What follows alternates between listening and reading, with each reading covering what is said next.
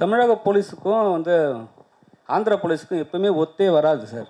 அப்படியா? ஆமாம், எப்பவுமே ஒத்து வராது. ஏன்னா வந்து அவங்க ஒரு இதில் இருப்பாங்க, நம்ம ஒரு மைண்ட் செட்டில் இருப்போம். ஆனால் அவங்களுக்கு ஹெல்ப் பண்ணுறாங்க தமிழக போலீஸு. தமிழக போலீஸ் அவ்வளோ கெட்டவங்களும் ஏன் காட்டணும்? ஆமாண்ணே, ஆமாம் சார். அப்போ அந்த அக்யூஸ்டை வந்து கூட்டிட்டு போவார்ல, நம்ம வந்து சரியா பார்க்கலாம். அண்ணா இல்லைண்ணே, இப்போ வந்து தமிழக போலீஸ் இருக்கார்ல, ஆமா, அந்த அண்ணன் இருக்கார்ல, அவர் எந்த இதில் இருந்தார்?